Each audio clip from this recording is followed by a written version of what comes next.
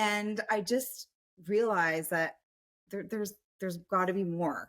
And for some people, corporate is the right answer. And I've seen it. I've seen people do amazing things in corporate, but I knew for me, there was something more. Um, and so I did do something drastic. I left the corporate world, sold my house, put my career on hold. Everybody thought I was totally nuts at the time because there was an economic crisis going on. And I'm like, I'm leaving everything and I'm going to live in an ashram for a year or a monastery.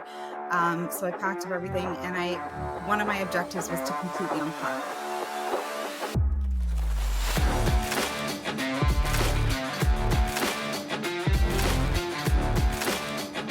Welcome back to Against the Herd, where we explore unconventional approaches for unconventional results and delivering it to you in bullet points, not paragraphs. Today's approach is mindfulness, and it's with none other than Nina Purewal. Nina Purewal is an international best-selling author of the book Let That Shit Go, and is the founder of Pure Minds. Question for everybody. Have you ever been in a job that you disliked? Have you ever worked at a job that you thought numerous times, fuck this, I'm going to leave, I'm going to quit?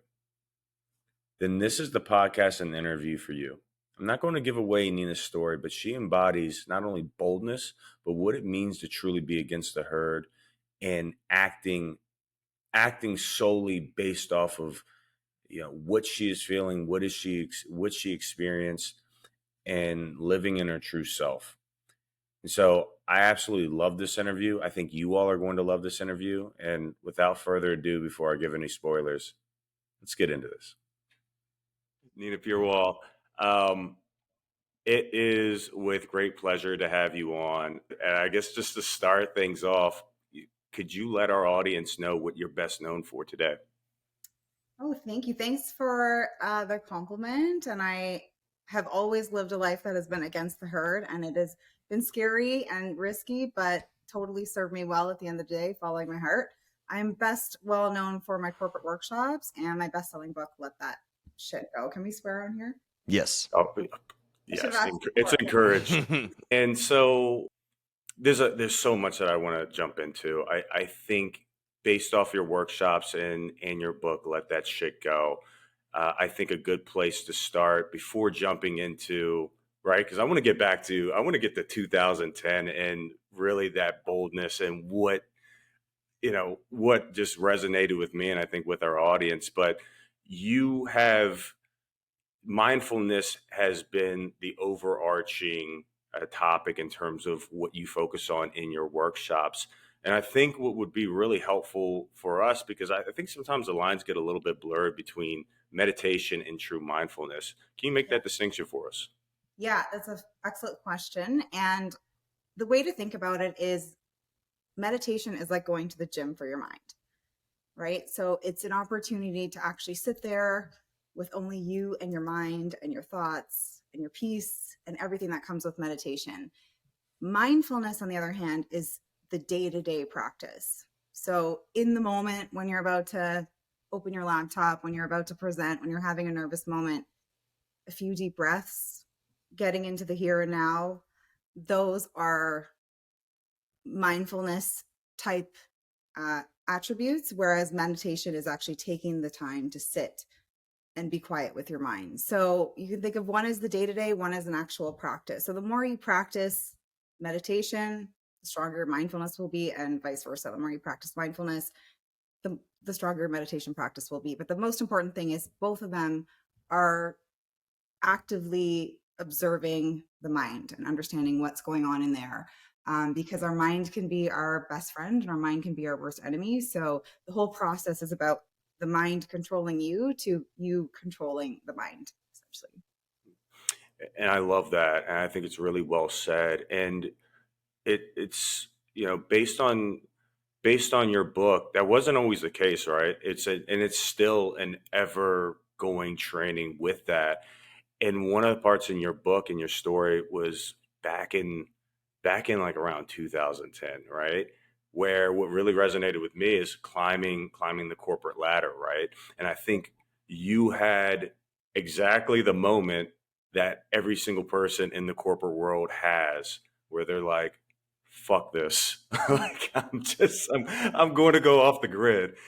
Yeah. And well, I don't want to tell the story, but can you take us back to 2000, 2010, 2009, 2010? And then also, I think a lot of people, there's a lot of parallels of what's going on now, at least from what we can see on LinkedIn. But that whole era was a really special treat in the worst possible way. Could you also touch on that? Yeah. So I entered the corporate world. I'm going to rewind back a little bit to my teenage years where I went through some really severe trauma. And that kind of is what catapulted me into my mindfulness and meditation journey. So I lost my dad and my brother very unexpectedly. And it just immediately shifted my perspective in life that you can be gone any day. You need to seize the moment. I was, an awkward teenager then. I didn't know what to do with everything that came at me. And so I really got into, I had, child psychologists and psychiatrists, but really what grounded me was my practice of ancient wisdom and mindfulness and meditation. So I've been practicing this stuff for like 25 years. I knew it was special to me. So I continued to follow that path. But I also did the whole like, go to school, get your degree, don't know what the fuck I'm doing, but I'm just going to follow the herd. Right. And so, no pun intended. And so I did that, went to business school, had a great career in sales and marketing. And then, in 2010, I kind of hit this peak point of stress. I was addicted to work. I had a big portfolio and I was addicted to my BlackBerry or Crackberry, they called it at the time. So I know I'm dating myself. And I just realized that there's got to be more. And for some people, corporate is the right answer. And I've seen it. I've seen people do amazing things in corporate, but I knew for me, there was something more. And so I did do something drastic. I left the corporate world, sold my house, put my career on hold. Everybody thought I was totally nuts at the time because there was an economic crisis going on. And I'm like, I'm leaving everything and I'm going to live in an ashram for a year or monastery. So I packed up everything and one of my objectives was to completely unplug because even at that time I was addicted to tech, always checking in my email and whatnot. So I completely unplugged, spent a year in a monastery or ashram. It was absolutely incredible. It was also challenging. And, I told people, I said, I'm not going to be online. I'm not going to be access to internet, phones, nothing. I want to completely unplug. And I told my friends, if you want to get a hold of me, you have to write me a letter. So I actually sent and received 150 letters that year. I still have the box, which is amazing. But I came back and it was 2010 and I knew deep down, I'm like, so much of what I learned about ancient wisdom is applicable to the stress and the anxieties we face in the corporate world. And I knew I wanted to share it, but it was 2011. Nobody was talking about mental health in the workspace. Nobody was talking about mindfulness. No one was talking about meditation. So I went back into corporate. I went into startup. And the rest of the story goes. I eventually built up the balls and the guts to start my own business, but it took some time. Yeah. Fantastic. And can you go into, again, obviously you had some trauma happen and that's when you started your practice. What made you start that practice? Did someone suggest it to you? Was it already there and you leaned on it? Yeah, I think it was more already there. And then I just leaned in because I found it was the only place where I could find true peace.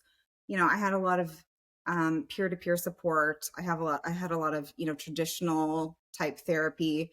But it was the only place where I found, those answers within. And I know it sounds really cheesy, but the only place where I found quiet, where I found solutions. And there's this whole concept too that we're all one and we're all connected. And I think when you go through grief and loss, like you want to feel that connection. And that was the only place I could actually feel that. And it still is till this day. Like when I meditate, I feel connected to something larger. And so it was always kind of a part of me, but it really catapulted when I went through those losses. Yeah. Understood. So it was a part of you, but it strengthened a lot during that time. How do you think that, do you believe that current like mental health in especially the US is focused enough on meditation and such? Because, it was obviously a huge help to you. Yeah. And I don't want to put words in your mouth, but I feel like that there's a miss sometimes in getting people introduced to this, right? Instead of being introduced to this as an option, we're given medications or not introduced to it. Curious your thoughts on that and how you think we can combat that. Yeah, I think it's a great question. I just want to, I'm not a psychiatrist or a doctor, and I want to Sure. reiterate that like meditation isn't going to solve, if you have severe depression or anxiety and you need the meds. Huge advocate of taking the meds. They can play a really important role. I'm a huge advocate of therapy and getting the type of support you need. That said, I do think mindfulness and meditation can it changes the structure of your brain, right? And there's now science. When I was into it in the 90s, I just had an inherent knowing, but now there's all these neurologists and neuroscientists that are behind mindfulness, have done MRI scans of the brain for people who have never practiced before to experienced practitioners. And they see that there's physical structural changes that happen in the brain. And there's two things. There's lots of things that happen, but the two most common are that the amygdala starts to shrink, and that's associated with fight or flight, stress, anxiety, and simultaneously the prefrontal cortex thickens, and that's associated with concentration and decision making and awareness. And this can be done in, the impact can be in as little as 8 weeks. There was a study done by Sarah Lazar, and she's associated with Harvard Medical School, but it's incredible to see what actually happens when you start practicing and you take the process seriously, because it is really about your thoughts. And we think 60,000 thoughts a day. We're aware of less than 1% of them. And studies show that 80% of them are said to be negative or self-deprecating. So yes, take the meds, do the therapy, blah, blah, blah. But if we can just be aware of our own thoughts, and shift the thinking, which is really neuroplasticity, right? Changing the wiring of our brain. Why not? Why not do it? Why not supplement? So I do think more, schools, I've done some stuff with schools and school boards and more workplaces, right? When I started, I had 2 clients in 2017, and now I've got, over 50. And I think more, I don't know if doctors are necessarily prescribing it, but maybe suggesting it. So I am seeing this shift happening, which is fantastic. But I think there's so much opportunity to educate around the benefits and the impact of mindfulness and meditation, and to let people know that it's for everyone. It's for everyone. Anyone can meditate. It's such a good point. And like, I take myself back to, again, as we were talking about before we hopped on, before we hit record, right? Of, being in school, a lot of you're dealing with things outside of school. You're in school, you're trying to figure it out. I also think, college, just jumping in, like no one knows their ass from their elbow at 18. And for them to just make a decision of whether or not they're going to invest so much money into student loans, etc. And I think you talked about this in your book, but you mentioned authenticity. And one thing that I did is I did similar to a DISC assessment. It's actually called, I think it's like How to Fascinate. And it really helped me in terms of understanding my identity. And that sounds weird because you would think that it's something that you should just know automatically. Yeah. But it just helped me understand that, all right, this is how the world sees me. Can you talk a little bit about how important just that authenticity and that identity is?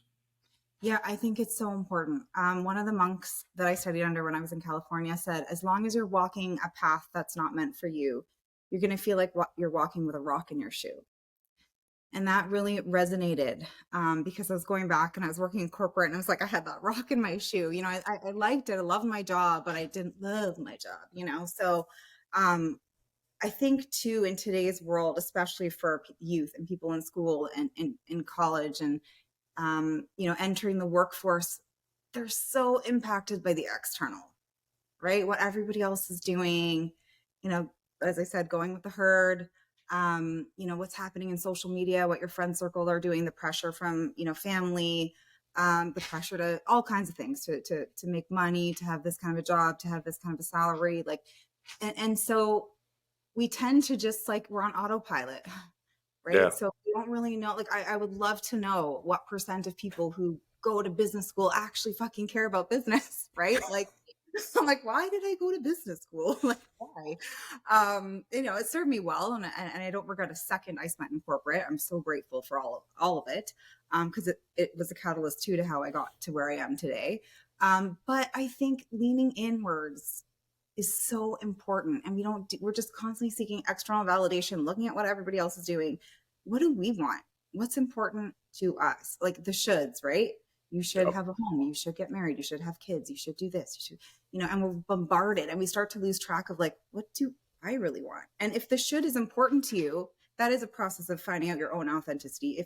If you want to have kids by a certain day, if you want to make the salary, if you want to work in corporate, go for it. But that self-reflection doesn't happen unless you make the effort to do so. And I find like when you sit alone with your thoughts in meditation, it's not always a Zen moment. Sometimes it's aha moments. Sometimes thoughts bubble up that you've been suppressing for a long time. So you get to know yourself better. You get to know what triggers you, what you want in life, what's important to you, and you become more and more solid in that foundation. So you're less seeking, validation externally, or doing things for the wrong reasons, and you're starting to, do things for self. But it's such an important journey to really get the rocks out of your shoe.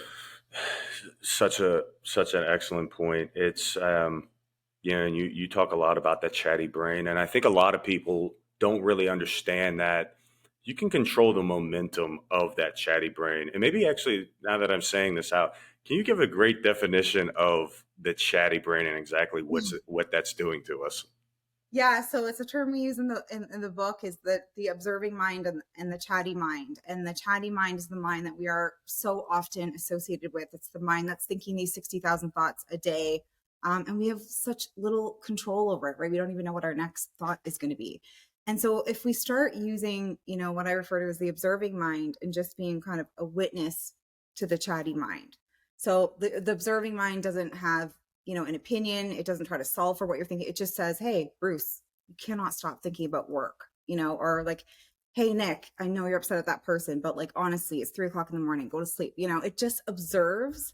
And that process of the awareness of thought, of like being the witness of observing the thought, can be so powerful, because then you can do something about it. Otherwise you're just on autopilot.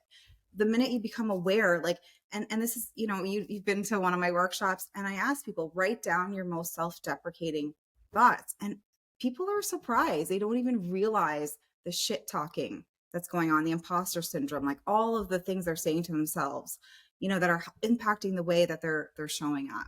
So, once you become aware of the thoughts, then you can start to move through them. And I remember a mentor once said to me, once you get into the fifth or sixth thought about something, that's when you really start going down the rabbit hole, right? So if you can catch the thought, and shift to a mindful moment, or shift to something else, or battle that thought with something positive, I mean, that is so incredibly empowering right there. Because you're going from the mind controlling you to you now starting to have some control over what's going on in there. Fantastic. And those are great definitions of why this is so important. I think the benefits are everyone agrees upon the benefit of doing some of these things. But I was wondering if we could move now into, again, let's say I'm a beginner. How do people start to get this in their lives? Because I believe that's where a lot of people struggle, right? These concepts can seem very abstract to people, especially in a society that's very tit for tat. You want to do this and get exactly this in return, and this is kind of an unknown. It's do this, or different ways of thinking, and you may not see immediate results, but it's something that really takes practice to nail. So I was hoping you could, again, for our listeners who are resonating with this, which I'm sure many are, who are stressed out or on autopilot a lot, how does one start the process of kicking that? Yeah, I think I always say, like, meditation is such a personal practice. So you have to really lean in and do what works for you. That's the most important thing. And just to go through a few meditation myths, I mean, the biggest thing I get is, I can't meditate. Why? My thoughts won't stop. They never fucking stop. They don't stop in meditation. It's not like you sit there and suddenly it's like your mind knows to shut off. That's not, sometimes they're more active when you're just sitting quiet with your mind, or you're just more aware of them. So, not expecting your thoughts to stop, not labeling your practice as good or bad. There's no such thing. When people say, oh, I had a terrible minute, there's no such thing. The fact that you sat down and took time with you and your mind, even if it's for a minute in the morning, is the start of something. And sometimes a good meditation might be perceived as you're feeling super zen, and yeah, that happens. And sometimes all the shit you're suppressing comes up. So it can be scary. And suddenly you're like, I didn't know that I was thinking about this thing that much. It must be really bothering me. And that's a good thing too. So, don't expect your thoughts to stop. Don't label your meditation as good or bad. It just is. And then lean in to what works for you. Just because an app works for 95% of the population, like Headspace or Calm, if it doesn't resonate with you, try something else. The good thing about where we are today is there's so many options. Like when I started meditating in, the early 2000s, it was like you had to go to like a temple or a class, but you can go on YouTube, you can look up any type of meditation. Like you want meditation in silence, you want mantra chanting, you want nature sounds, you want a guided meditation, so play around with it. And you can start small. I think people think, oh my God, I've got to sit there for half an hour. There's no way. So I always tell my clients, like, just start with a minute a day for a week. And then the next week, go to 2 minutes. And the next week, go to 3. And then suddenly you might be like, oh, I'm sitting here. I just sat for like 15 minutes. I can't believe, because it just naturally, it's like going to the gym. When you first start, you're just like, hey, you have to get into that habit.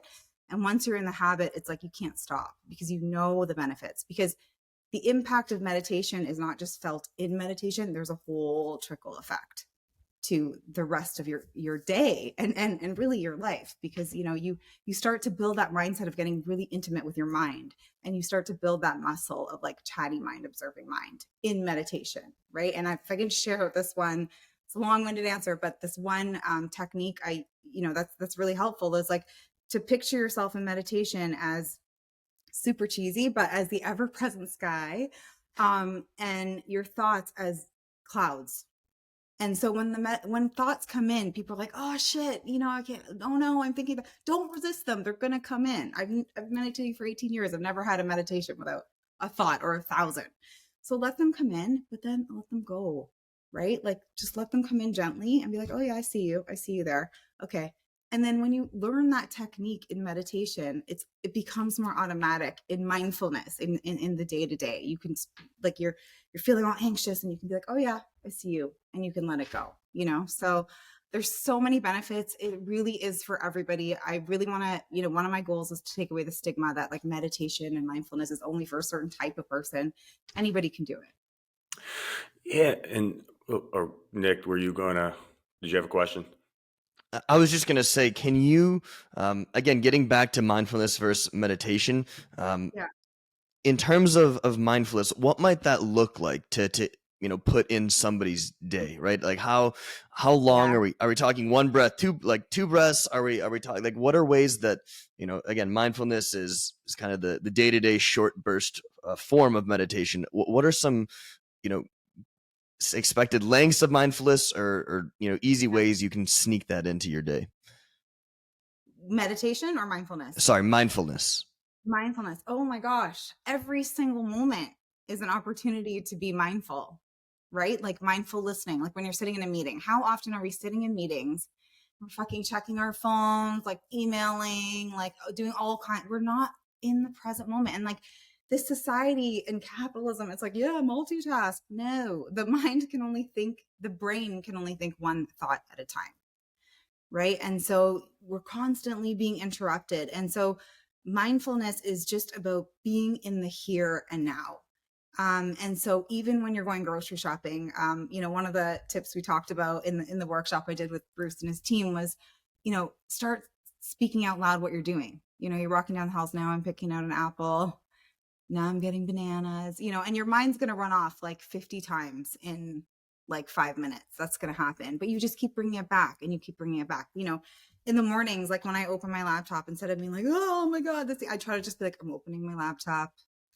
I'm seeing, like, you can recite what you're doing, or like taking a few deep breaths when you notice things bubbling up. And I know that's so overstated, but we all need to learn how to breathe more effectively. We breathe from our chest level. We've learned how to do this. And a woman by the name of Linda Stone, she coined the term email apnea, because she was like, we actually stop breathing when we check our email. Like that's how stressed out we've become. And the more shallow your breathing is, the more the negative, right? The more panicked, worried, angry, like it starts to, so you want to go deep and start breathing through your diaphragm or your stomach. So sometimes I just do breathing exercises to kick off my workshops, because it's important to know how to access that. And it does calm your nervous system, a few really, really deep breaths.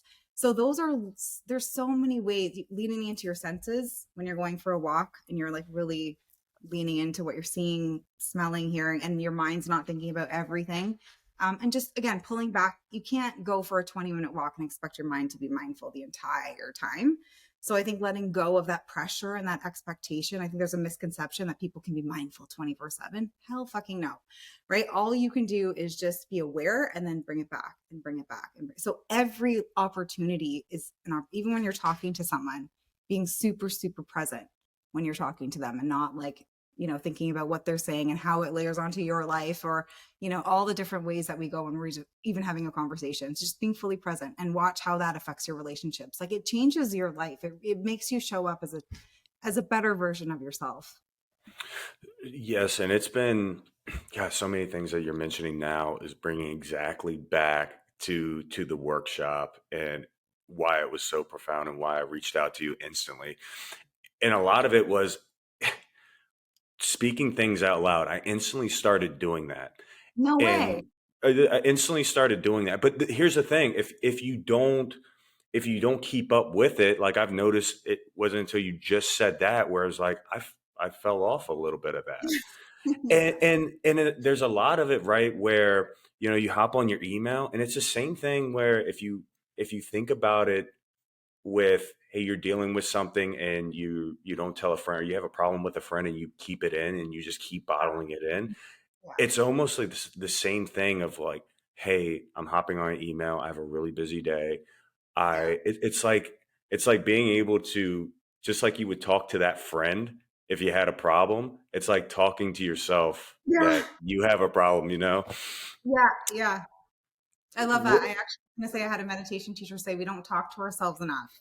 Like, there's one person we're going to live the rest of our lives with, us, right? So have those conversations, like battle your mind. One of my tips is treat your mind like a child. It's this out of control toddler that is taking you on all these rides. So start having conversations with it and put it in its place. And it is funny how, like, you kind of start out and then you, like, it's like going to the gym. I always tell people, like, it's not like you get to a place with mindfulness or meditation and then you're just there. It's like you go to the gym for 6 months, you get the six pack, and you can't just stop going. It's not going to stay, Right, right? Like, right. you can't just stop going. Like it's not sustainable. You have to keep at it, and I think that's why it's such a continued process. And it's okay. We fall off here and there. That's life. And again, no judgment. That's a big thing with this practice too. I feel like there's so much stigma around how it should be and what it should look like, and you should have a meditation space and you should sit like this and it should be at this time. And it's like, just don't judge yourself, don't make it this big thing, and think of it as something that's adding to your life, not like this is another thing I have to now do. Like, it's just like another thing that's actually going to bring you peace and calm in your day. Yes, and so, but it takes me to what I'm coming in contact more and more is just really how powerful words are, how powerful journaling is, but also, or not, but how powerful journaling is, and also just what you're speaking out, and being very careful of what you speak out. And there was a really excellent study that you did with Dr. or that you did on, I believe it was Dr. Oh, Emoto. Marshimoto. Yes. Could you tell our audience just like very, high level that, because I was floored. Yeah, that was really powerful, and I came across that like 20 years ago, and I was like, I have to share this with the world. Um, and so essentially, Masaru Emoto was a Japanese researcher, philosopher, photographer. He wanted to prove that human consciousness had an effect on the molecular structure of water. So he took water from the same source and he put it in different groups of jars. So one group was like, wonderful things like love and thank you and I am peace. And the other group of jars were like awful things like you make me sick and you are disgusting. And so he took that water from the same source, put it into the two groups of jars, and kind of acted accordingly. So like played really calming music on the one side, played really jarring music on the other. He talked to them. He kind of put that energy around them, because it's not just words, right? it's energy, it's how we're feeling. You know when you meet someone, you're like, they're giving off bad vibes. Like you can feel it, right? Like, I'm not handling this person's energy, or like, thoughts too, thoughts. And so he kind of put that, all of that, into these jars, and after some time looked at it under a microscope and found that the ones from the love and the thank you were like perfectly shaped water crystals and like translucent in shape, and the ones that were treated poorly, and kids do this with apples, they cut an apple in half, put it on two ends of their living space, and they'll talk shit to one half and like really love the other, and the one half that they've talked shit to goes all moldy and bruisey. And so that's what happened with the water that in the jars that he was not so nice to. There was no shape or molecular structure of any kind. It was just like, this yellow blurriness. And so, and Bruce, you know why I'm talking about this experiment, but everyone else is like, why is she talking about water? Who the fuck cares? Well, 70 to 80% of our body is made up of water. And so, when we're not talking to ourselves nicely, which I think is the crux of self-love. Everyone's like, oh, self-love, golf courses, spa day, blah, blah, blah. No, at the crux of self-love is, what are we saying to ourselves? Like, how are we treating ourselves? Because we treat ourselves so much worse than how the world sees us. And so when we are talking shit to ourselves or allowing other people to talk shit to us, we can't see what's happening on a molecular level, on a cellular level, but you better believe there's like an impact going on. Definitely. And it's actually, when I told my wife that I was interviewing you, and I started that we were interviewing you, sorry, and going over your book and that particular study, this is why it's so important for everybody to get that damn book, because after she read that, she was just like, you better not fuck this interview up. No pressure. But it's so important, right? Because I can feel it. Like I practice this. I say these three things, and it's for anything that I'm about to do, and I can just feel this calming presence, right? It's, I reclaim my authority, I reclaim my will, I reclaim my authorship. And that authorship piece is so key, because then it just tells me, if I am the writer of this. Yes. And like, I'm getting a little bit of goosebumps now. I was gonna say, right now, it literally was just, I swear to God, I was like, I have chills right now when you said that. I love that. But it's just like those little things. I mean, we overcomplicate. And this is no surprise to anybody, but we overcomplicate all these things. But you could literally just change the direction of something by, one, cutting out that chatty brain at the very stem, like right when it starts growing, cut that out, and then being able to say something positive, something, spin it in a way of speaking, whether it's something into existence, but to at least reclaim like what you already have, like what you're owed in this Yeah. life. Yeah. I'm going to sound like a little out, but like I just spoke to a medium, and he was like, you are the writer, producer, author of your own story. The only caveat I will say is, if you're having like really disturbing thoughts of, trauma or depression, Yes. or like, you don't want to mindfulness that way, you know what I mean? You want to make sure that you're getting the therapy and you're getting the help, and you're just, because I also did that too. There's something called spiritual bypassing or toxic positivity. And that was my entire 20s, and like even, into my 30s, where I was just like, everything's fine, good vibes only, da, da, da. And I just suppressed my grief, my healing, my trauma, all of that was just like sitting there. So I just want to, I made that mistake of like, trying to meditate my way through things when I actually didn't deal with things. So I think there is kind of this parallel path if you've gone through, extreme trauma, which I did at 16, and didn't really deal with it at the time. I think that's a really great distinction as well. And that also brings up too, with